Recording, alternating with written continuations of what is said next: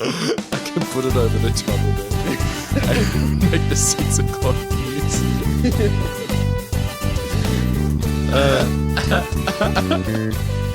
Anyway, hello everybody. Welcome to the show. Sup, guys? Been a big week for you. Podcast It's 7. fairly big for us, I guess. Yeah. Lucky 7. Yeah. If we were to throw the dice, we might win a lot of money if we bet on what is consistently known in Vegas since it was opened as the lucky numbers. 7. Lucky 7, as it's always called. This week is going to be just as lucky as the name signifies in certain contexts. I think in some cultures it's not good luck. Certain Amazonian tribes, for instance, think that it's the number of death. And I base this off absolutely nothing. I don't know any names of any Amazonian tribes whatsoever. We'll try and find that out. Robbie, can you look into that for the... And get back to us next week and we'll find out later. There's no rush. It's all, Yeah, today we're talking about lots. We've got... last week was very conspiracy theory heavy, so this week we're doing it again. And talking about basically the same subjects. And there is a bit of a... We've downplayed the subjects a bit, I suppose, and made them more palatable to the mainstream taste after we got a lot of people who are studying physics saying that last time that what we were discussing was sickening, defying all laws that we've known for hundreds of years at this point. Yeah. So we've decided that we aren't going to bend any more rules of physics by discussing time travel. And the conspiracy that... Project Pegasus. Which, of course, is that the US government has had access to going back and forward in time as much as they want. And this one very ugly man that looks like the golfer from Winnie the Pooh has Andrew Bajego. Is that his name? Yeah.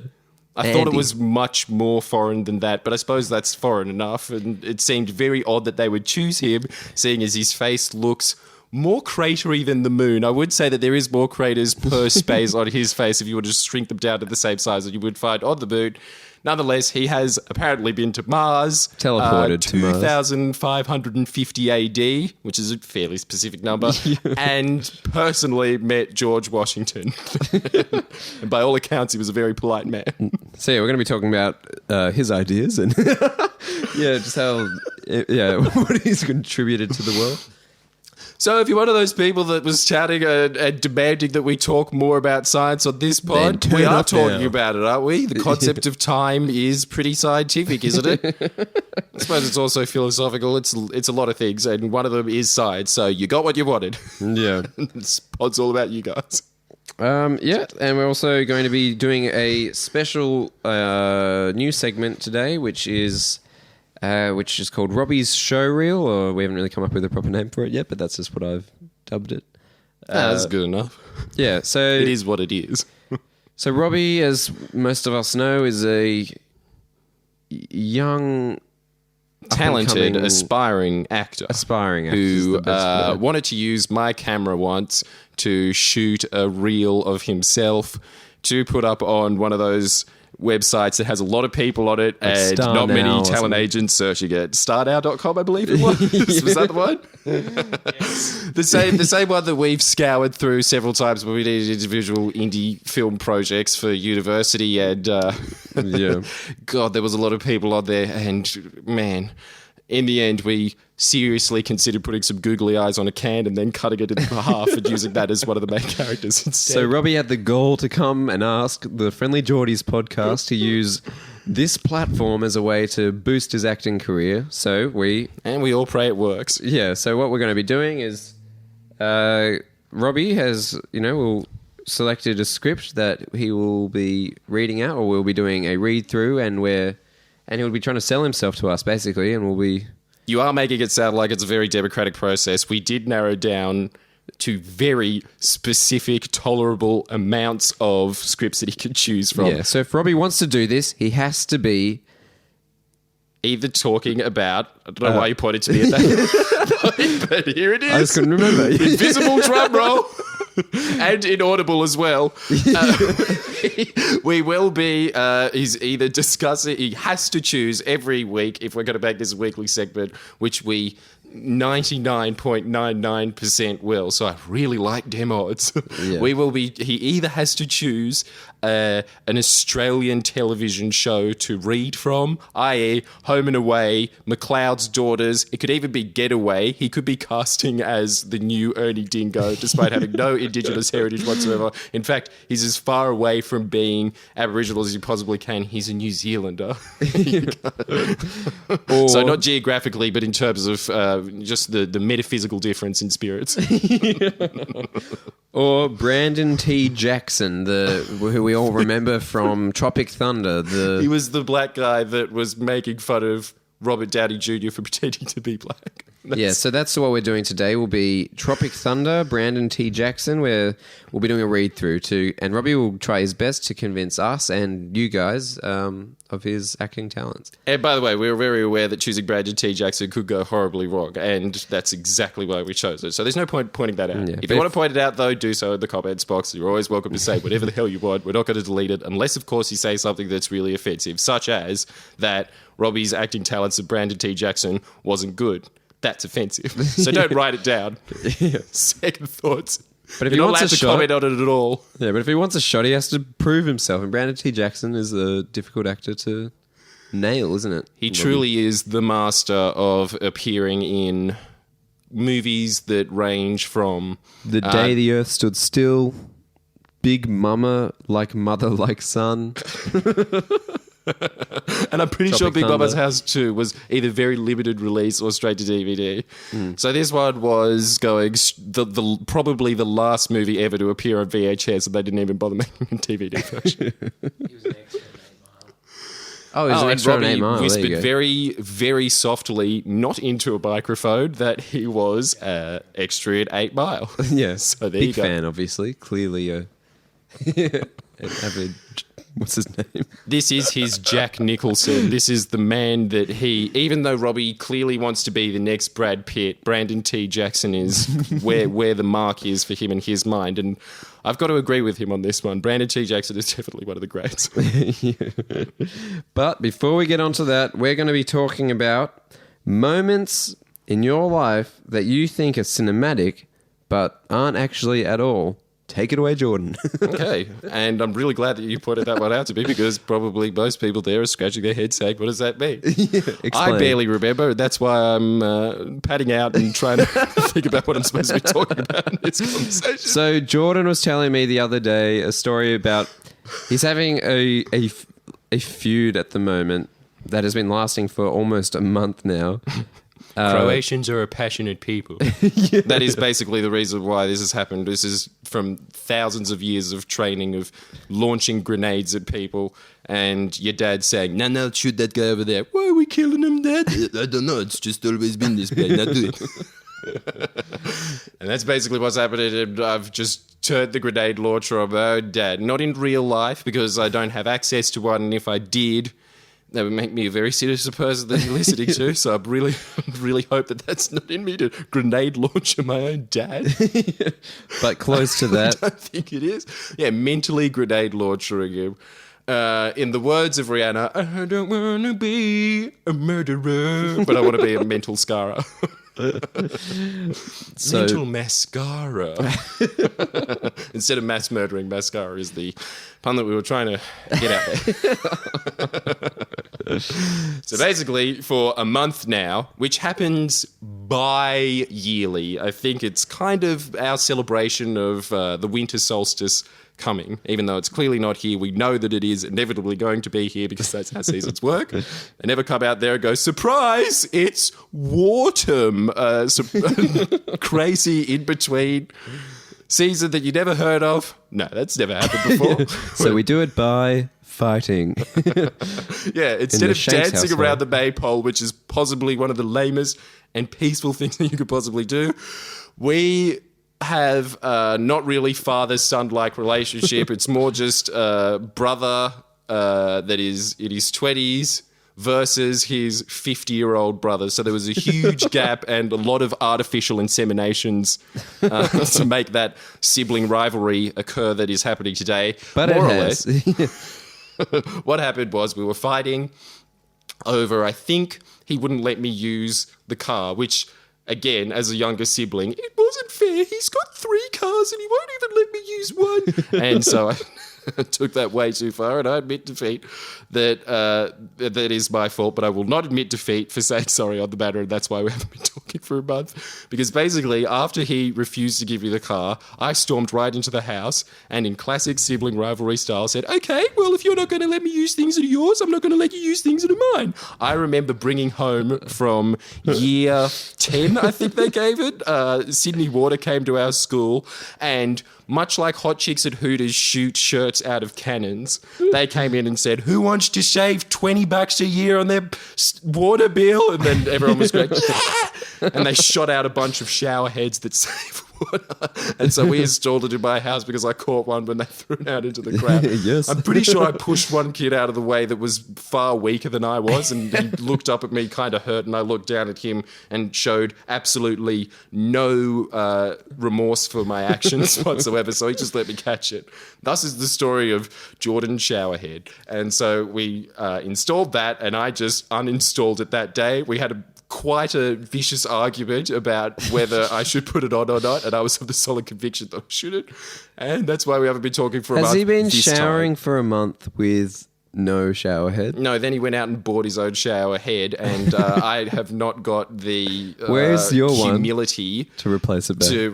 I don't have the technical know-how to do that, but I don't have the humility to show that I am taking showers, so I'm trying to leave off the impression, which is impossible. You would smell that smell, seeing as I'm confined in my room the whole time and refuse to speak to him, that I'm not taking showers. But as soon as he goes to sleep, I sneak out and turn on the shower and take a shower at 12, 1, 2 a.m. at night. Oh my God. Stealth showers. Such lengths. And the reason why we're talking about this, though, was because everybody always says, why don't you just say that you're sorry? It's just much nicer. Doesn't it get to you that you guys aren't talking? Yeah, I suppose it would if I didn't think in my head that it's one of the most romantic things that's ever happened to me. So if my girlfriend's listening, you've got some big shoes to fill, honey. This is huge. Basically, I feel like I am a blue whale migrating from the Pacific Ocean straight to the Atlantic Ocean I'm imagining what they do is a half-yearly trip every year. And because I remember from David Attenborough that the deep ocean is much like the deserts of the sea, as there is absolutely not that much food there. Just precisely the coral options. Very little food. Yeah. They have to store and be in solitude for long periods of time in the ocean. And I love the idea of this sentient being kind of almost zero gravity twirling like a ballerina, even though it's the size, its heart is the size of a car. I don't even know how big a blue whale is, but I'm assuming that they're bigger than a car then. If their Like heart's that big, it would be long, absurd if they were the size of, say, a cricket and their heart is that large. They're very difficult dangle to go through, and as soon as a giant squid comes along and tries to rip out their heart, it would be very easy to do. Leaving them open to say many puns if they could speak English, such as, no, I'm heartbroken, before dying in the middle of the ocean. They're large. So they are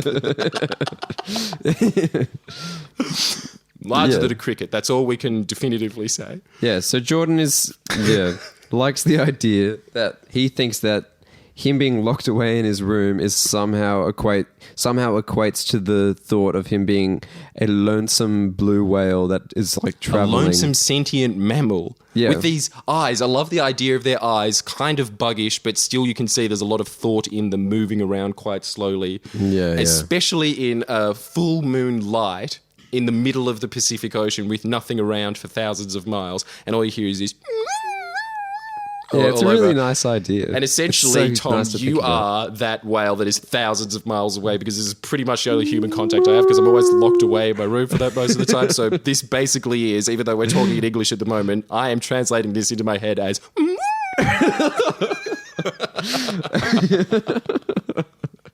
So thanks for calling back, man. Yeah, it's been a long month. And that's why we want to know, please write this in the comments box. Do you have situations that you think are much more cinematic in your head than the reality? I believe that I'm migrating from the Pacific to the Atlantic as one of the most sentient beings on the planet that is not human but has still this incredible mind and different emotions in the middle of night as well, when the reality is that my fan doesn't work and I'm too proud to tell my dad that it doesn't work so he can fix it. So I'm sitting in my room and it's really box hot in there. And instead I'll just sit in my room editing without a shirt on most of the time and sweating. But in my mind, that basically is... Yeah, because he said this to me and then like thought it was like an easy like match to make, being like, yeah, I'm like kind of like a whale, man, don't you think? Like, it's just like, no, not at all. Like that is, it's not nearly as cool as that. It's like a very boring thing, like situation to be in compared to the really cool idea of the whale. You'd think that'd shatter my illusion as well, but basically when he heard it, it really just went into my mind and came out as 20s cartoon dancing music, as him talking and it coming out going so this won't shatter your illusions of whatever you think is cinematic but in real life is not cinematic at all. Just tell us and we could all have a laugh about it and you can go back to living in your little fantasy world, but the rest of us want to giggle, so can you give us that for nothing? So we also wanted to talk about, like last week, right, was a very interesting week because it was so jam-packed full of conspiracy theory talk. We talked about it for about 2 hours worth of time. And a whole extra pod that was larger than the actual pod, I believe it was. Yeah. Of course, ending with Robbie just shut that theory down in flames with cold, hard facts. Yeah, it doesn't matter, you can look mate. at it, well, it's not that at all.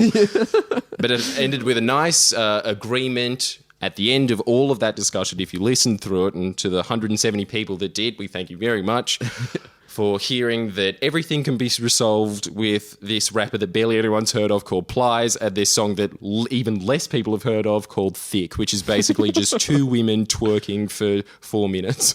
And we just played 10 seconds of that, and that finished Conspiracy Talk. Yeah, but we thought maybe to balance it out, we'd do a because there was such like a heavy backlash of people saying like never do that again. And we are doing that again. Yeah, later on in the show, we thought we'd balance it out by offering a segment called "The Atheist Experience" or something along those lines. What did you? I like my idea better, and we can discuss this, I guess, on the pod. This is a good place to discuss it. Let's do that now. Yeah. Let's come up with a title that we should have done beforehand, shall we? I believe that it should be called The Atheists Show and Tell, because, as we were discussing in the previous pod, if you remember, we came to the sudden realization that atheists are obsessed with space. There's something... very, I don't know, what is it about the final frontier that fascinates them so much. But basically after that, there is nothing else. This is the heroine for atheists, is talking about the cosmos. Yeah. And we never realize what it is. Well, I think what it is that atheists are so, or just people in general should be very tired by the magic idea of pretty much all mythology that we have, when the reality of space is so much greater than those myths. At least in my mind. Stop hating magic so much. It's so blasphemous. I ought to turn you into a frog and make Robbie kiss you to become a human being again. Yeah, what a cool idea that is compared to the infiniteness of space, huh? What a black hole. A hole of nothingness, as opposed to getting turned into a frog. I'll stick with that magical power. That's just that's way more. That's way cool. I hate how that is your fantasy, is having sex with a giant black hole and your penis extending straight into the hole. We all know it. Stop leaving your diary around. Do you like that idea, though? Having sex with a black hole. Your penis extending really far out, going, no! stretching out to extreme. Yeah. That is why it is the atheist's final frontier. There is That's what it secretly nothing more is. extreme than trying to reproduce with the very fabric of time and space. Yeah, so Got very gritty then. Sorry about that. so we were thinking we'd give a nice... Tom, stop being gross. You're making this segment disgusting. Yeah, we were thinking that we'd do a kind of a nice thought about space to try and like kind of at least balance out the end of this podcast, which is always just turns into this like chaos. Yeah. So anyway, I've been listening to a lot of Carl Sagan this week to bone up on my space. Do people say that still? Bone up? Yeah, they do. Do you say that? No, I've never said that before. Really? Yeah. Can I be the teacher that introduced this segment? Yeah. Okay, class, listen up, Jason. Jason, take off that hat. Just in case anybody didn't know, there is a small man called Jason that lives in Robbie's room. Robbie doesn't know about him, but I've seen him hiding in the wicker basket, stealing his socks every now and then to use as a sleeping bag when he wants to sleep out and look at the stars. Otherwise, he'll just sleep in the dirty clothes basket because it's pretty comfortable in there. You can stand the smell, and Jason doesn't have a nose. This is all true. Now, anyway, Jason has put his hat down. Anyway, Tom has some amazing news for you all. He's done a special report about space. So if you can all listen to that, then I guess we'll go to recess afterwards, as this is definitely school. All right. This is my thought for the week. Okay, so think about this. All right. Think about how in the past we used to explore the oceans to discover new lands, right? Following? That's right. We did those do that. primitive know-nothings. Well, We still do it to this very day. this All is the time. a quote of Carl Sagan's, which I really love, which I'd like to read out, is that astronauts are like sailors on a becalmed breeze. We sense the stirring of a breeze. What do you think that means, Jordan? Man, this is awesome. This is... You have successfully transferred scripture class in year 6 into the pod, into something that our incredibly progressive The new atheist Bible. audience will sit there and go, I think he means internal love. Is that what it is? I'm gonna go with internal love. Well, Keeping the fire in the heart. yeah, well, I think it just is meant to mean something like that it's like, you know, the new frontier of exploration and that kind of thing. Very atheist of you. Yeah. Getting rid of all emotions and replacing it with just huge expanses of nothingness. You people are so shallow. But yeah, the other thing... Turn you into a frog. He's not a frog. He's still a person. I'll work on it. One day I'll get my little invitation to Hogwarts and you'll see. Back to school at 24. The other idea I had was... All right, to be honest, I haven't looked into this segment that much. Every time we give you a segment,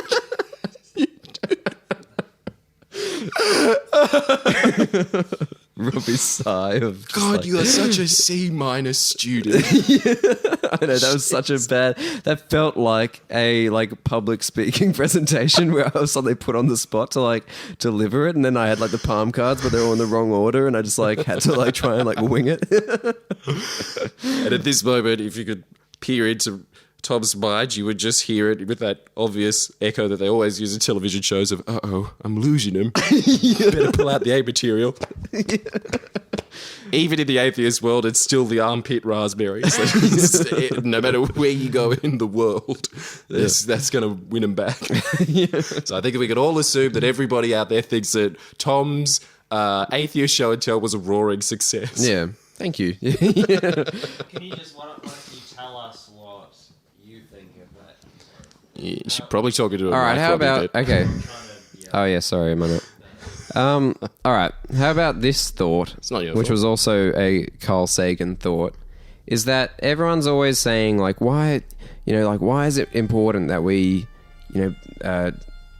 believe in astronomy and like believe in science? And I was really thinking about it heaps because of our like chat on last week's pod, and he was saying how it's so important now because we're in a time where science and technology is just like accelerating like never before, and to like willfully take yourself away from wanting to know about that takes yourself away from the process, because it's just like obvious that in the future everything will be about science and technology, because that's like the most like rapidly growing thing in our entire world, and to like not know about it is really damaging for us as like a human race, because then the people who's making the decisions is like the main thing. If like you refuse to learn about it, then you're unable to make any kind of important decision in the future. It's like knowing about like farming when like the agricultural revolution began. If you were just like fully out of that discussion, you can't be a participant. So then like, and that's kind of the problem that like we were talking about that Dai had, was that, you know, you can't trust authority. But like that's the point of what like science is meant to be doing, unlike like all these other things that we were talking about. Like science is meant to do that, is meant to kind of take you out of like an authoritative kind of like standpoint and be like, this is like just experimentation. It's like this Neil deGrasse Tyson's thing of like children being like children before they can do anything are experimenting with nature. And that's the, you know, like a child is playing in the ground, or like looking at leaves and like picking petals or flowers and that kind of thing. And it's like that's the most like core thing to a human, is to like investigate the world. And yeah, and it seems as though just like there's this trend at the moment to just like hate on that, as though like science is the authority that we should be hating, when really if you look at history, science is like the beacon of truth that has like come out of like a history of like repression because of people that have exploited others for not knowing. It's like now like the chance to like not have that, and people are like willfully trying to like just jump into like the pits of insanity to like avoid that, to avoid like knowing anything.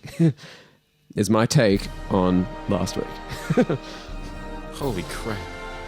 Man.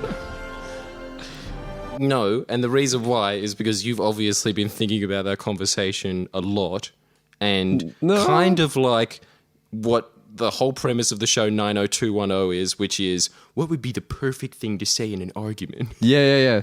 No, it's not you that. Really wish that you it was actually just like a few hours ago. It was a few hours ago. I just listened to like I watched like one rubbish YouTube video, and it was like, yeah, this applies perfectly. So.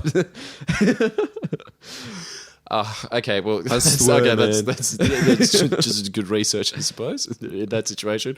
Halfway through while you were talking about that, and I did days back in and out, so I will just agree with you offhand and say that, yeah, no, totally, man. But the thing, thanks, man. I was just imagining that your face was implanted in a toe when you were saying that, because you were wiggling around your big toe a lot, and you just praying, and Robbie's head being put onto where your head currently is, and you just yelling, please don't put your foot on the ground, please don't put your foot on the ground. No! Which is something that could happen with the miracles of science, which is why I 100% support it. You should. Thank you. You should try and make that happen. Anybody that disagreed with Dai, prove him wrong. Yeah. We'll work on this together, guys. Anybody that does that gets a free T-shirt when and if we ever make them, I guess. Or actually just it's on Lonely Kids Club. We haven't discussed it with them. We did briefly just talk to them this week. Nothing about freebies was discussed, but I'm sure they're cool with it. Yeah, Photoshop a picture of my face. Especially when they wrote in to say, because I told them that we were going to advertise their product in an upcoming video. And their response was, we're kind of running low on stock at the moment. Could you just wait for a couple of months? And that actually happened. Kind of low is not completely out. Freebies all round. Yeah. First 10 people to comment get 20 T-shirts. All from Lonely Kids Club, guaranteed. lonelykidsclub.com.au. Buy them, say that we sent you, and that they're all free. We promise. 200 T-shirts of Vandalers. Yeah, you could sticky tape them together and make a very rudimentary parachute that won't work, but try it out in the name of science. It's Pretty good tie to Goosebumps. Yeah. Oh, no, we're going to Robbie's showreel first. So I think we should go to Goosebumps. Let's just tie them around because I think it's just a really nice place to put it in. That's my personal vote. We were meant to go to Robbie's show before. All right, let's go to Goosebumps. Now, Robbie, as we were discussing previously, has a burning desire to be the next Brad Pitt. And we're talking about Goosebumps now at the moment, aren't we? Yeah, so, but he does have a burning desire. What are the Goosebumps? So, so Lonely Kids Club, because we've just been talking about Truck won. Yeah, Truck got most votes. So, the two options were that you could go back in time quickly because a truck was hurtling towards your family, your future family, in crazy New York City, future New York City, a day in the future, but still the future. And your option was either turn back time enough to be able to run across the road and try and push your family out of the way, which could potentially hit you is what we're thinking might happen. But was incredibly heroic and shows what kind of spineless, rational cowards you all are. Yeah, or... You mental titan, muscle, nothing. No, people didn't choose to go back in time. Oh, yeah, the other option was to go back in time. Yeah, no, they chose the truck. Smart. They chose the truck. They're brave. No, the truck is not brave. The truck is to go back in time and figure out... Isn't that the option that you should go back and stop the truck instead of running in front of the family? Yeah, ants. No, good. Your face looked like he shouldn't be saying that. You were like, no. Oh, really? Your eyes look like... I don't know. Yeah. Read the right option. Okay, all right. Well, it's the truck is the correct option. So, all right, here we go. Okay. You've got to stop the truck. That's the only way to save your family. Quickly, you push the button on the chronometer. But a moment later, you're on the same New York City street. Uh-oh. Maybe the chronometer didn't work? Then you notice a tall billboard with a digital clock and calendar. It's the same day, all right, but an hour earlier. Phew. That's good. For now, your family is safe, but you have to track down the truck and make sure nothing happens. You remember seeing Herring Bros Deliveries on the truck's side panel. Quickly, you look up the number and address in a phone book. Herring Bros is only a few blocks away. Do we call or go and visit? No, he's turning to the page, but can I just say as a quick side note, I really like how Robbie reads at about the same pace that you would have read it when you were 10 as well. Yeah, it's great. Don't you remember struggling really hard to keep up with the page, but you always saw people in detective shows scanning the page really quickly, so you'd be sitting there going, Johnny was the... Oh no, I missed a couple of words, I've got to go back. Yeah. Robbie does it at a very good pace. Thank you.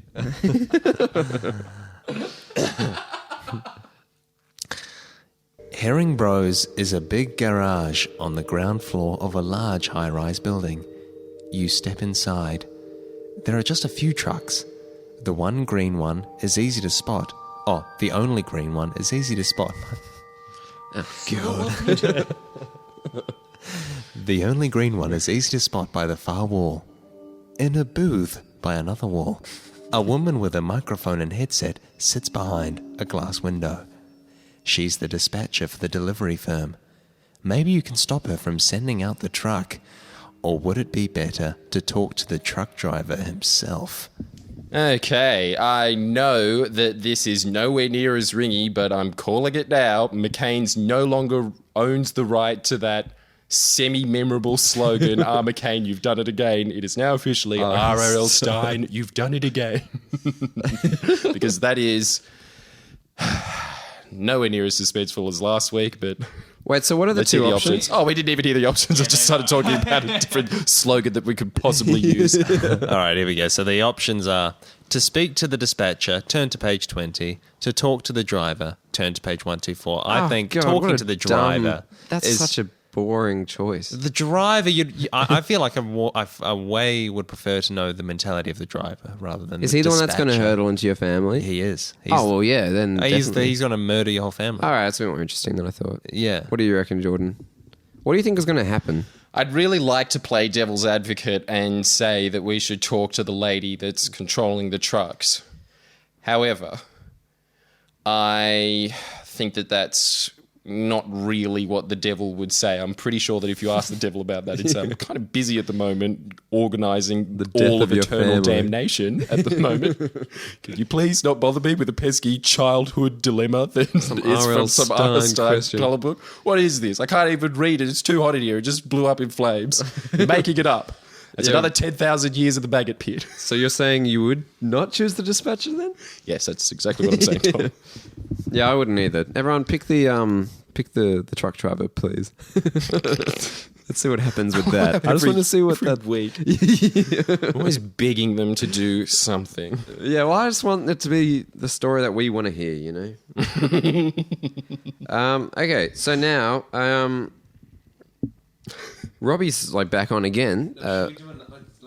Well, maybe let's talk about the conspiracy theory then, because it actually ties in really well to the chronometer. Because I kid you not, Andrew Basiago, the man who claims he's been teleported to Mars, claims that chronometers actually exist. Right? It's insane.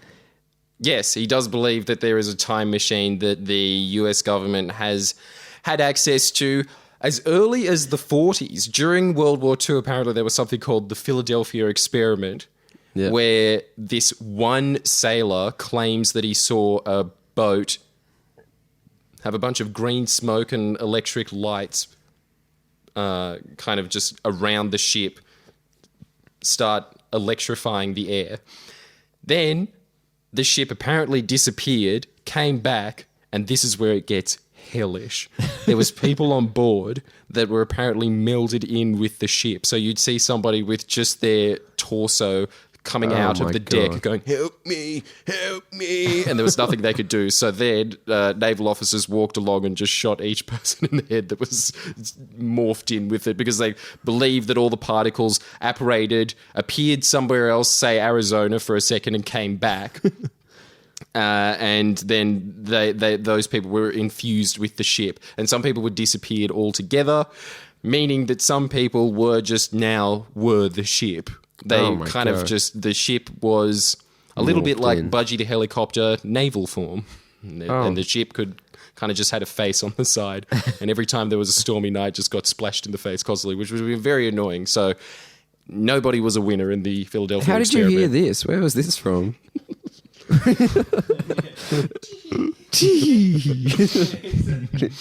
Yeah, I made it up.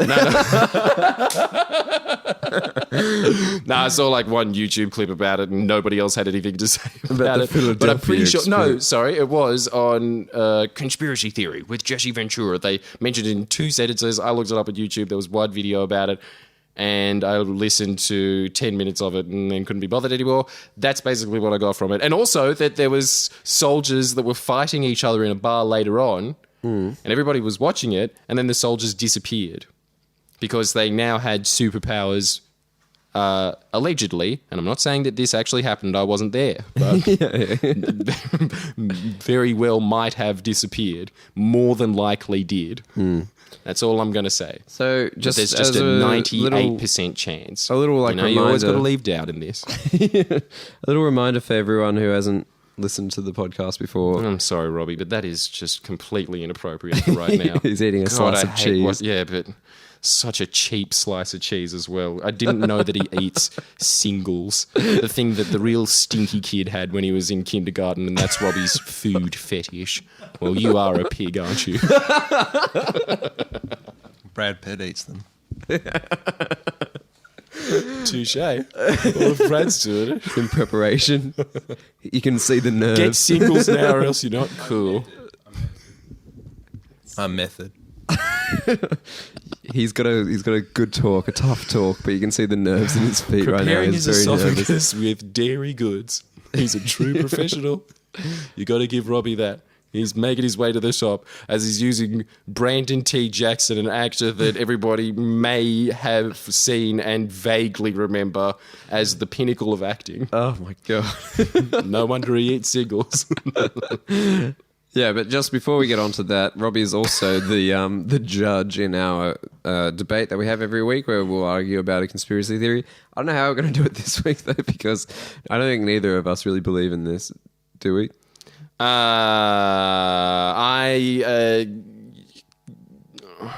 I'm sorry.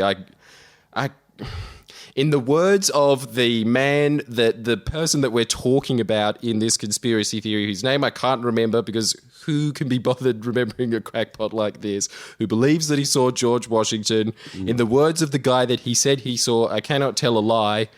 I genuinely believe this conspiracy theory. What have you got to counter it, Tom? Well, it's so hard. No, not for real. I told a lie. So, like, I'm not first president of United States material. I'm more your John Quincy Adams. I'll get a shot at it. But, I'm not gonna be Well, like. actually, this Andrew Bashego is a presidential. Well, he's running for president. It's like in the next election, apparently. And so he should. If he has secrets of what society will look like close to 530 years from now. Yeah, well, he's running on the idea that we currently have the technology for teleportation and time travel, and that it needs to be used as like a wider form of transport because of like global warming being such an issue. And his campaign, Can't argue with that. His phrase is "time for change."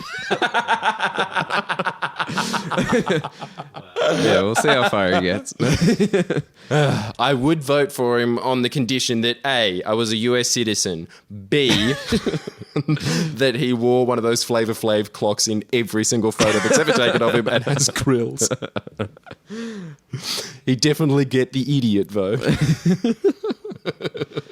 But yeah, the weird thing about him though is like he is like he's an expert liar or he's telling the truth. Like you can listen to him talking. It's a 50-50 chance, isn't it? It's a coin toss.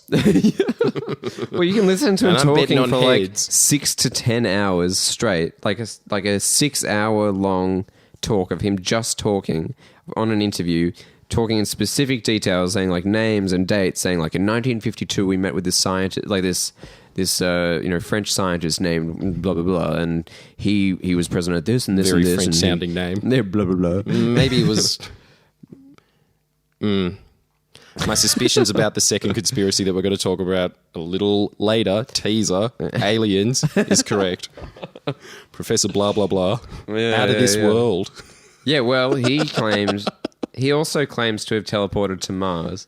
And like the reason why this conspiracy theory is bullshit is because it pretty much just wraps around this one guy's ideas, and that's it. And that's why it's bullshit. It's just like it couldn't be. But I will defend it to this point. If the American government has been spending trillions of dollars on black label operations for decades, don't you think that a couple of bill might have trickled down into time travel? Yeah? No, there's no way, man. But like, I don't know why you would say no to that, though. Yeah. After a while, after you can blow up the world, say 30 times, wouldn't you think that maybe we should try a different doomsday device, which is so much cleaner as well? Imagine being able to travel back in time to where Russia was about to have the revolution, and then while Lenin was making his revolutionary speech, you go back, CIA agent gives him a wedgie. Everyone goes, hang on a second, communism isn't going to work at that point because he just looks like a total idiot. Well, maybe that's why we know it didn't happen, is because none of that. It has been quite a difficult history, hasn't it? Having said that, it would be really good to know that if there was just a sudden time lapse in history and for some reason they wanted communism to happen so they could have the Cold War, but before that, there was a quick time phrase. And everybody before that little time warp happened knew as a historical fact that Lenin got a wedgie by a CIA agent and travelled back in time, and then they corrected it. Yeah, well, then I'd believe it. Yeah, but it could have happened, and then time would have changed, and you wouldn't know, would you? And that's why this time travel conspiracy theory, I think, has a lot of merits behind it, because trillions of dollars, question mark, maybe that happened. I'm laying it all out as Exhibit A, B, and C for you, Tom. And if you can decipher all of them, if you can deny the existence of the ABCs, then that's. Well, I'm not even going to bother, Jordan, because Fair enough. because he also claims, his claim that he went to Mars wasn't just like on a trip to Mars for like research. It was to I don't know if it was negotiations, but he proved that it is actually like heavily inhabited by aliens. And that's like the second half of his like great conspiracy, which I think would lead in nicely to talking about aliens, which we did last week, but Jordan has watched a documentary by And I changed my Barker. mind. I've got more evidence now. Last week, I thought I could pull a Tom, if you will, and skim by on it by remembering something that I saw when I was 12 at the Powerhouse Museum that was the closest thing I'll ever be to Sherlock Holmes, which is to just quickly go, really makes you think, and then drop the case after that and say that it's unsolvable, put it in the Unsolved Mysteries file. But yeah, I'm pretty worried about it because he's explained it briefly to me about what the documentary is about, and it's actually really hard to argue against. Yeah, and counter at anybody who's listening who doesn't believe in UFOs after I tell you this. There's an incredible documentary on YouTube. Oh, God. What do you think? Really Write it in the comments box what what you think about that. But basically what happened... So Robbie, take note of all of this because you have to judge this at the end. And remember, and he can't wait to hear it because Robbie already really believes in aliens. So, God, this is an uphill battle for Tom when even Tom is convinced by this documentary. I'm not that it doesn't convinced. happen. I'm not convinced. It really is 1-1, isn't it? Oh yeah, I get it. Well, no, I just feel like it's hard. I don't believe any of it, but I feel like it's very difficult to be like, here's where you're wrong. Like that's hard. Okay. Well, yeah, just explain it. Just explain it first. Basically, in this documentary, they're going through all of the more credible encounters with UFOs or sightings, if you will, because encounter is the wrong word. So let's just hypothetically say that I said encounter and use that as the if you will.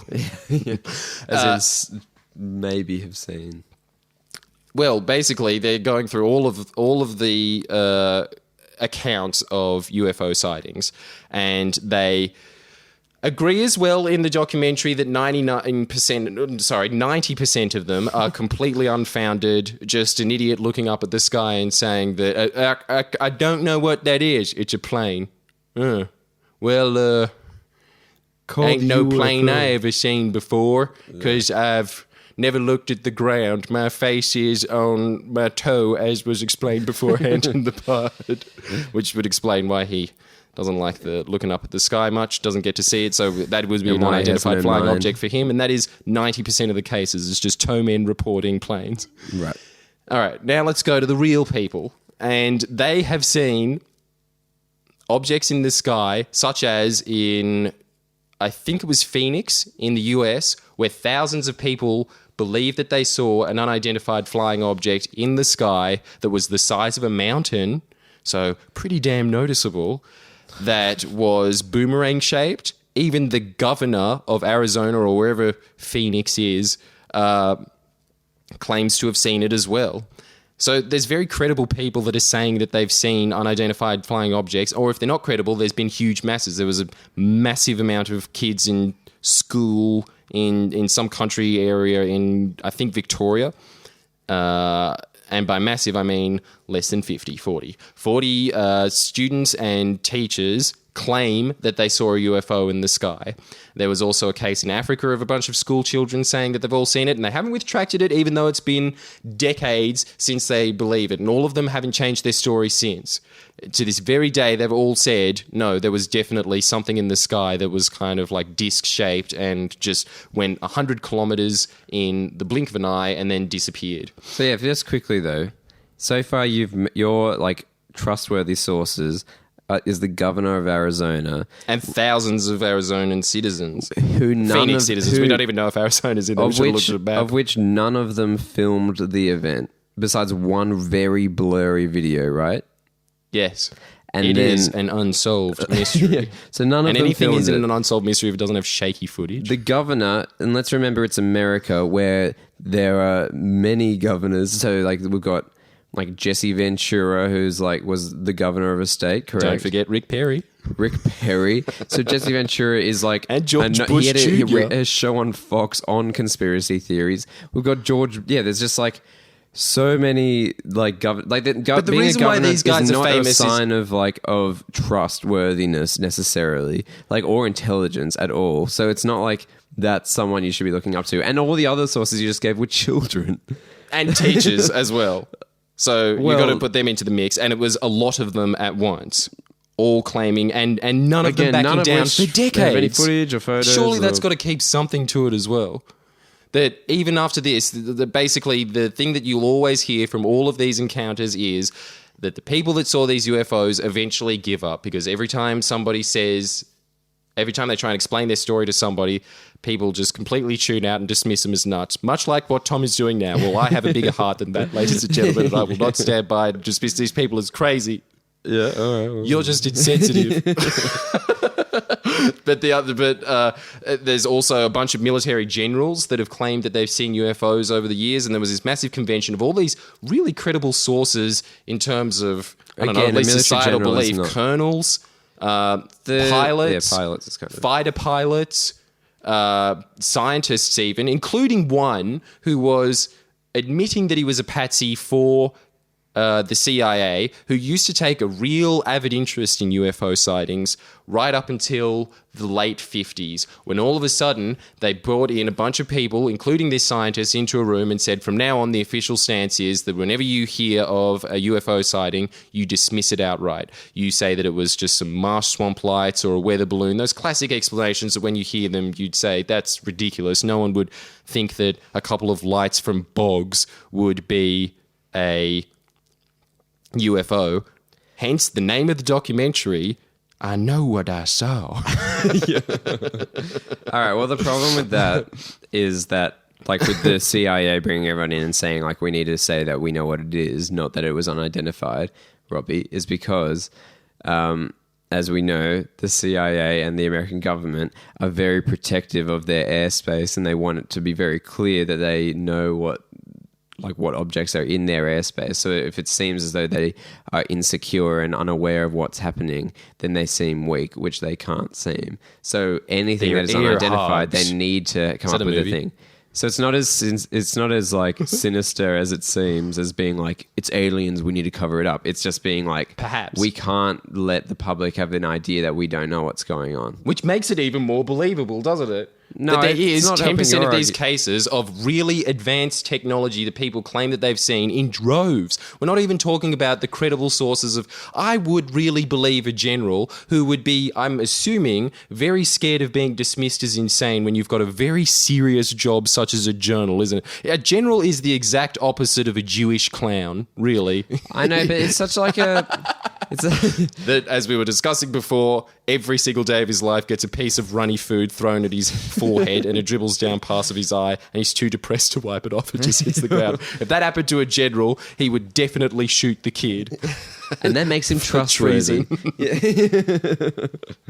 That's the problem. Know that, if a general came out and said he had it coming, that would be the end of the conversation. Everybody would see all of those badges on him and say that I guess he would know if someone had it covered or not. Well, let's get every general that hasn't seen a UFO and put them together and they would dismiss him as insane. And that's what I'm saying. Everybody who has seen a UFO is always dismissed as crazy, but you can see it in their face. They're not like the guy that claims that he's been to 2550 AD.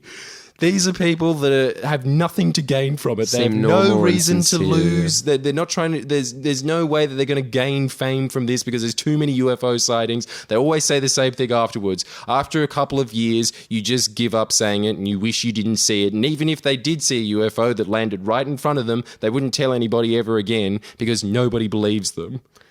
Well, this is So that's why it's hard. Is that you're not showing any evidence, and that's the problem. But I'm showing hearsay. It's that's all hearsay. A kind of evidence. Yeah.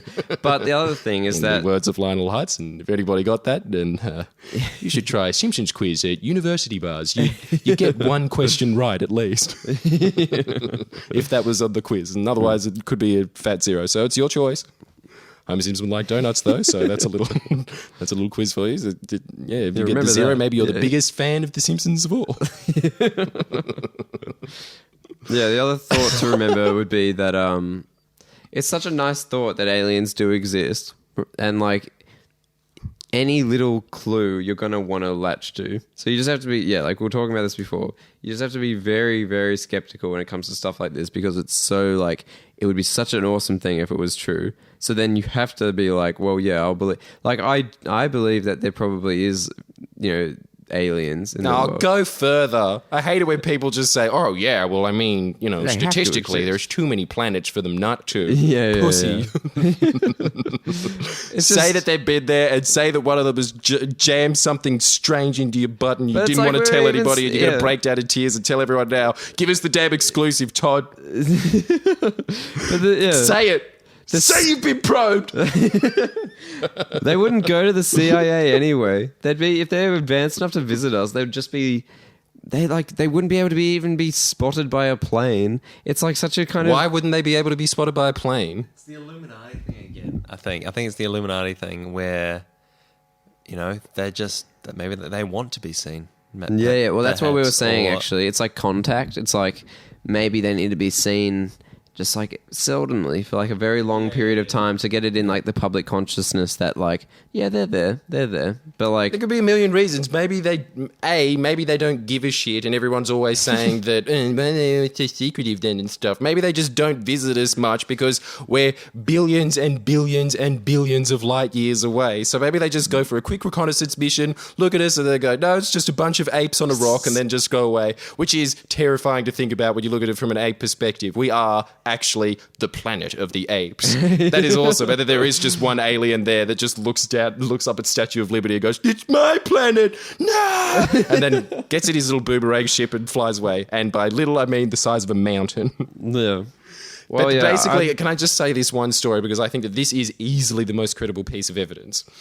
Japanese pilot, commercial pilot, and especially because he's Japanese, I think that adds so much more to it, because there's such a stigma in their society about being insane. And I know that it's very similar to, because I lived in Korea and it was awesome, you guys should check it out and go. But basically, in their society, if you go to a psychiatrist, everybody thinks you're crazy. And I suppose rightfully so. That's a really good assumption. But the difference is in our society, if somebody's crazy, everyone is kind of tolerant of that, which is actually absurd now that I think about it. We should be isolating these people and making them even less included in society than they already feel. Why? That is the right way to do it. Why have you come to that conclusion? The Koreans have spoken. I'm with them now. Anyway, I'm pretty sure that in Japan it's pretty much the same in terms of that regards. It's got the same aspect of their culture to it, right? Mm.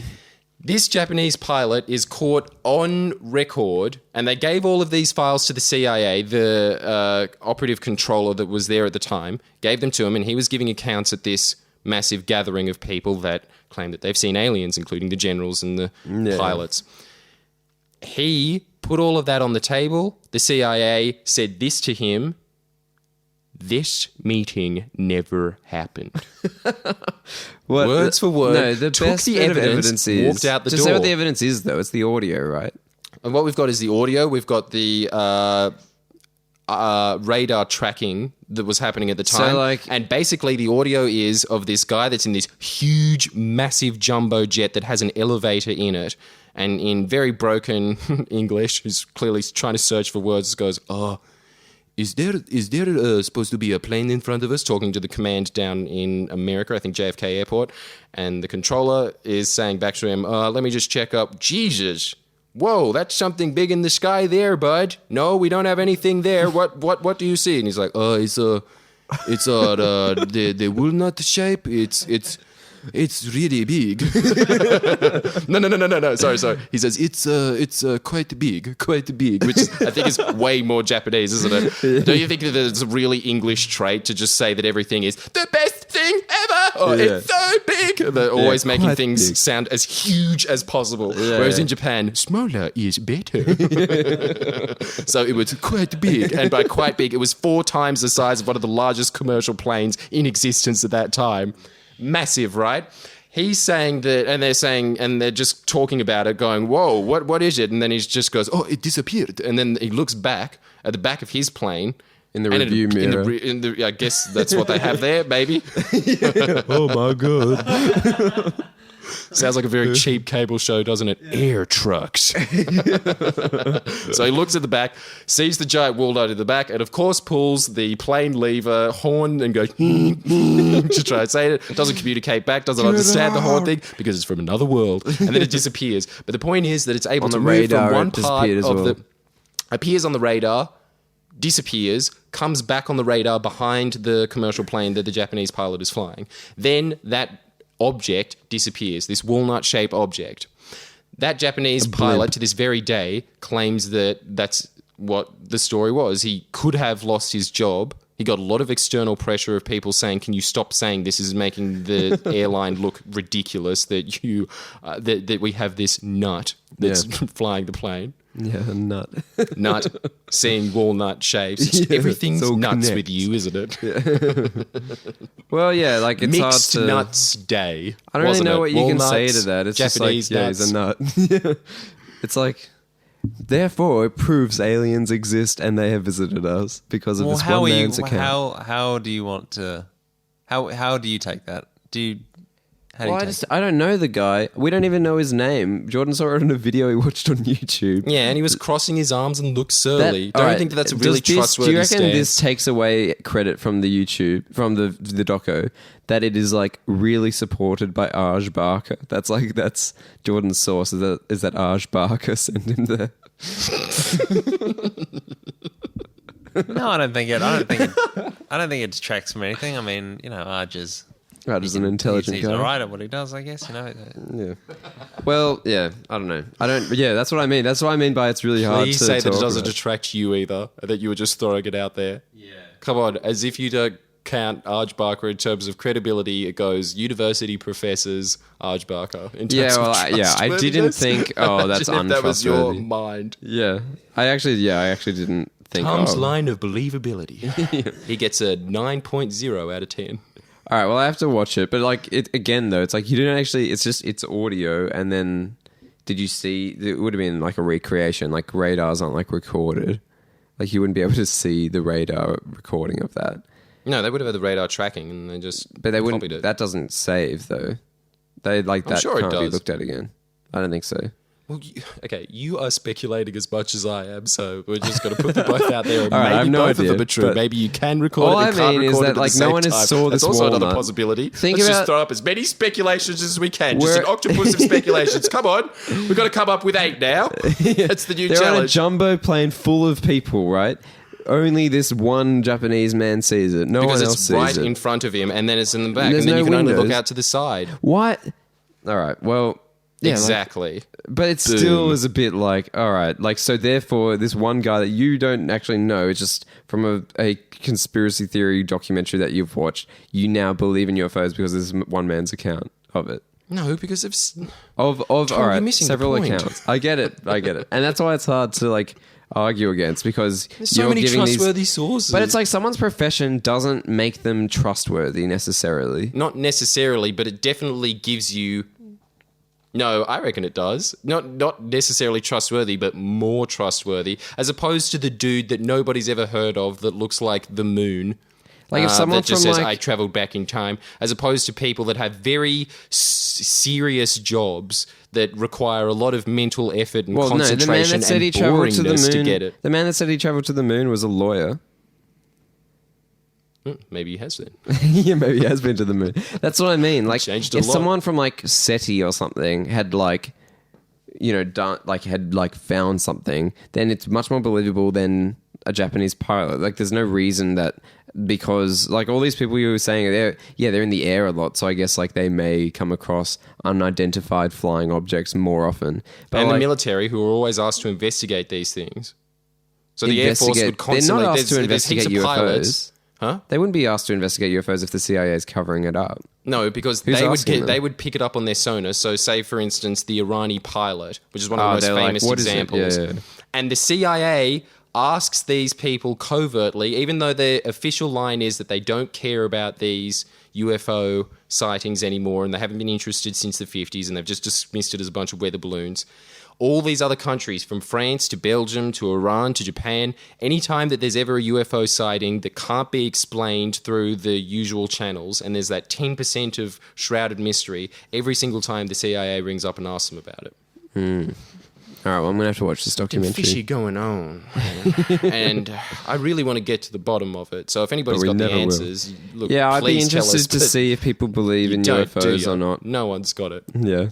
I really think most people won't, but like, I don't know, maybe it's one of the ones that people like to think they believe in more. You know what would be amazing right now is just if in the crack of Robbie's door, if there alien. was just a little alien that was peeking into it, and only Robbie saw it, and both of us start laughing at him and he doesn't have a mic and can't defend himself.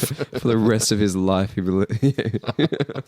I wish I didn't see and it. that alien every single night for the rest of his life, every time he tries to drift off to sleep, always peers over him and says, boo. Gives him a little kiss. Yeah. That's terrifying. Yeah. That's awful. That's what you wanted to say?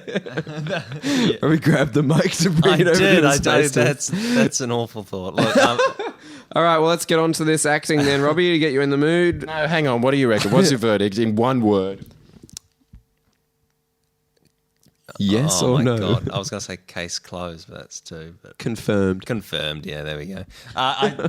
Damn. And make sure that when you think of that, think of it in that real 1980s green computer font in your head, that word confirmed. And that makes it so much more official.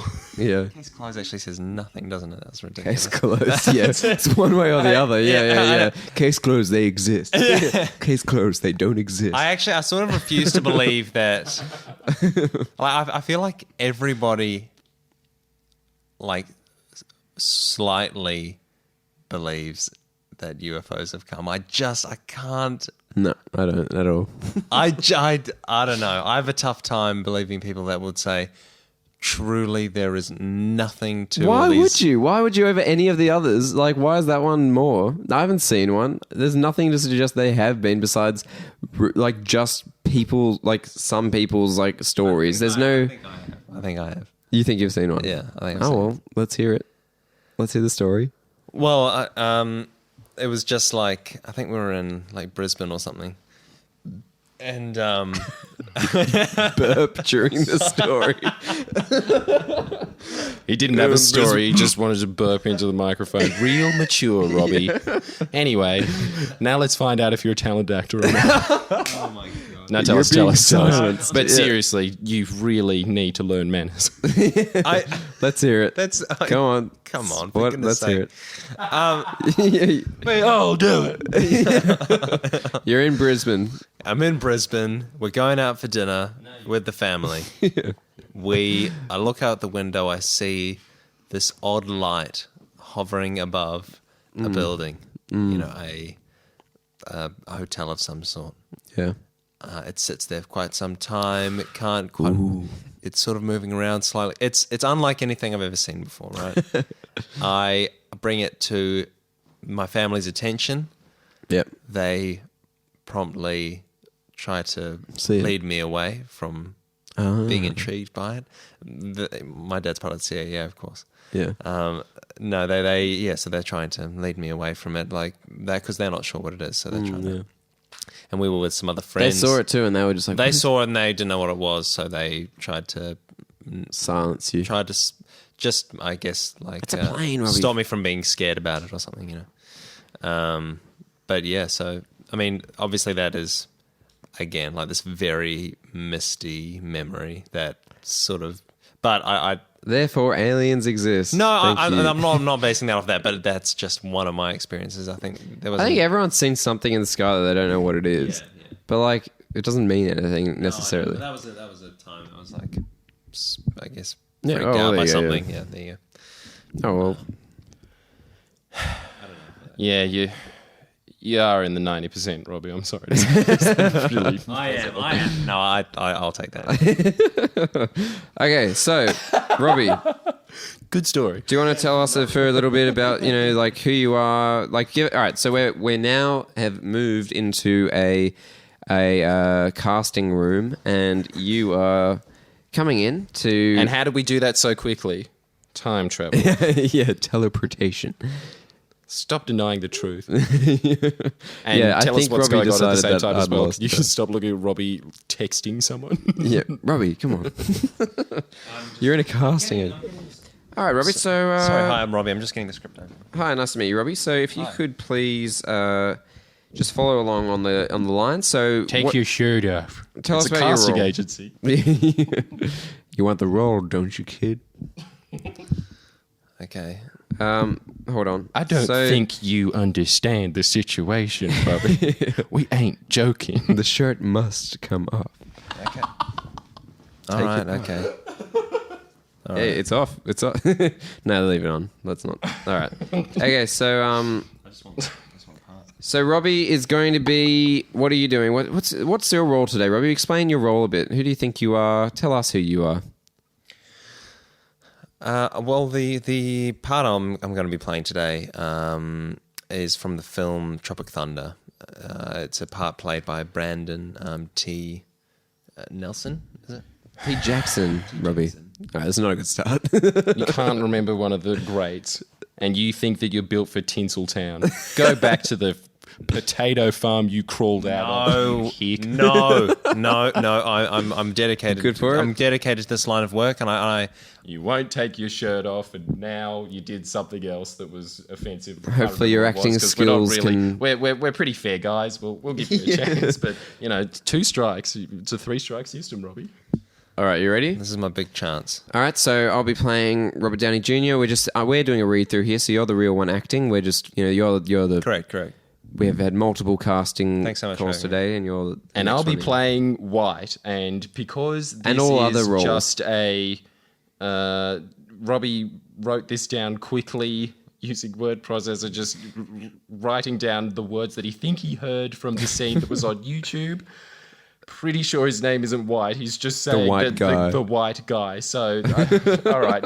I don't want to be mean, so we're going to put it at 2.5 strikes. But God, your teeth are for real. This segment is close gonna to be a being crash over, mate. already. Look, So you better. Another half strike, and we're ending. ending it. I was strapped for time. Okay. All right. Who Okay. knows what that guy's name is? He's not a big star in Tinseltown. Okay, here we go. The scene is we're lost in the jungle. Your motivation is that you're actually a gay man, and we're talking about our past love interests, and you. We're sitting around the campfire. Yeah, we're around the campfire, and you're having a tough time to reciprocate this because of your situation. Correct. Okay. What about you, Master Blaster? No, that's the worst accent for that. What about you, Master? No, what is it? Can I do the accent of Robbie Yeah, Downey you do. Jr.? You'd be much You do better at White. this. You are much better suited for White. I know. You're What the hell? So Why did I damn get White. Look at what he's wearing at the moment. A black shirt and jeans. Mountain Get design out of socks. here, you honky. What is going on here? We're all honky. So, yeah, no, you're in the right place. Come back. Sorry, I thought Go, you're the right meaning. Right Downey. meaning. You just have to read it out. Robbie's not acting. What about you, Master Blaster? You got a certain someone you trying to get back with in the States? What? now I'm doing the black voice. Robbie, What? Al Robbie, Pacino- seriously, take this seriously, all right? What? Al Pacino? He's like 10 girls deep, 24/7. That's really good, Tom. So you were made for that role. In fact, whoever White is, he's fired. Tom is Yay. retroactively whoever starred in that. We'll take out his name in the credits and put it in. Thank you. I'm I got writing the a letter role. to Yeah. Hollywood. This is your casting session, Robbie. Take control. But yeah, it's your turn. No, you're missing me, man. I'm talking about something special. Big difference. How about it? Yeah, there is. Well, what's the skinny? Y'all been on a date or what?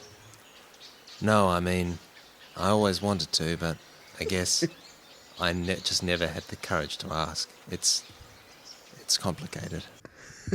No, I think I'm going to have to take off one of those half-star points. It's down to it's 2 going stars. well. This one. Man, we were wrong to doubt him. No, it's simple as pie, man. You plant your feet on the ground and you look at her square in the eyes and you say, hey, baby, you and me is going on a date. That's the end of the story. What's her name? Lance. Listen here, Lance. Lance, The fuck did I just hear, Lance? Did you say Lance? No. That sounded like Lance. No, I said Nance. That's what I said, Nance. It sounded like Lance. Look, I'm Al Pacino, okay? I love the pussy, all right? Lay your ass back down and look at the stars. When you wrote I love the pussy, was you thinking of dangling your dice on Lance's forehead? Oh, hell no. What? Come on, look. Man, everyone's gay once in a while. I'm not gay. This Hollywood. How about we all get back to work? Okay? Cool. This is ridiculous. We've got a big day tomorrow. Let's get focused. Alpa, if you untie me, I will literally suck your dick right now. I told you for the last time. I love the pussy. Powerful. Good work, Robbie. Powerful stuff, Robbie. I think you get it. I reckon if It if isn't I was at all similar to like what the original scene was, but that was great. You put your own twing to it. He didn't take his shirt off. He's not black, but he's got the part. That's what I'd be saying if I was a real casting director. And I think that you're going to go places, Robbie. Thank you so much for having me, and We'll call you, mate. yeah, I'll put my details in the description if you'd like to hire me. Okay, thank No you. need for that. You're hired. Just fly to Hollywood now and get on that movie studio to the remake of Tropic Thunder 2015 edition, even though it was made in 2008, and it is not a classic. But yeah, good work though. That was... And if you guys have suggestions, remember what the guidelines are. It either has to be a Brandon T. Jackson film or any Australian television show at all. It could even be Gardening Australia for all, I don't know, whatever you want. Because we're really trying to build a reel together for Robbie here, and if there's any casting directors out there or people that are making any short films, Robbie would love to participate. Or people that would like to pretend that they're a casting director because they have a weird, perverse fantasy and like to enact it on the net. You're the only one that likes to do it, you sicko. But so yeah, if there's more than what we predict, which is one, we'd like all of their input. Thank you very much. If anybody knows anybody involved in the MasterChef production, I'd very much love to get in contact with somebody. yeah, he's a big fan of MasterChef, isn't he? Yeah. Do you want to be a judge or do you want to be the host, Robbie? I would like to be either. Judge is preferable. Well, Oh, there you go. the call is out there. And if you respond to that, that's really nice of you, I guess. And it'd be really helpful if you could send the script as well, but we could probably do that ourselves. And that concludes the pod. Us asking you to do something. And you've got a week to do it. We'll just sit back and wait until then. Yeah, so yeah, thanks guys. It's called fishing with a net instead of fishing with a line, guys. It's a smarter way to do things all the time. Nice little bonus piece of advice. See ya.